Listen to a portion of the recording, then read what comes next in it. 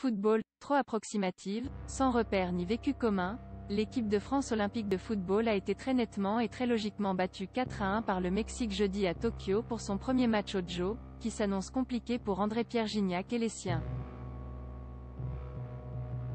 On ne savait pas très bien quoi attendre de cette sélection française bâtie en catastrophe, arrivée au Japon après 3 petites semaines de travail, pas plus, un seul match amical et 7 heures de décalage horaire, et même 14 pour les deux Mexicains Gignac et Florian Thauvin.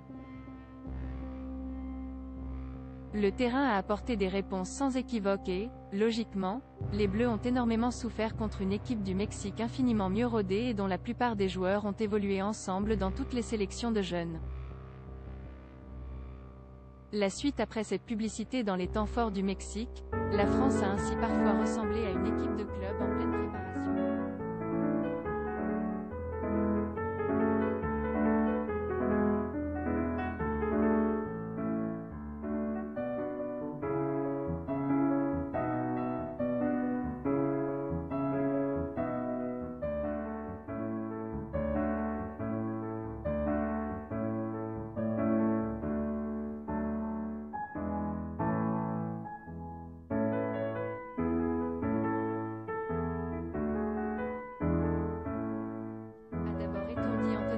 Par ses feintes et ses crochets avant de poser le ballon sur la tête d'Alexis Vega, 1-0, 47e.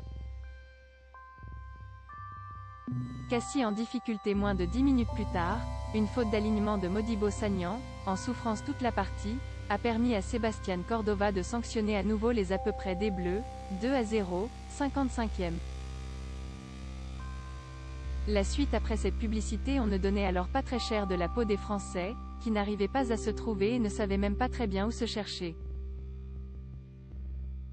Mais ils n'ont pas renoncé et en ont été récompensés d'un pénalty obtenu par Randal Kolo Muani, auteur comme le jeune Alexis Beka d'une bonne entrée.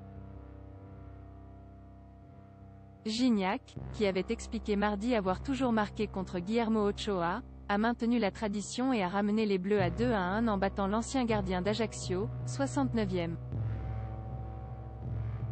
Mais la supériorité mexicaine était évidente et elle a été confirmée par un troisième but signé Uriel Antuna, 3-1, 80e, qui a lui aussi martyrisé Cassie avant de battre Paul Bernardoni.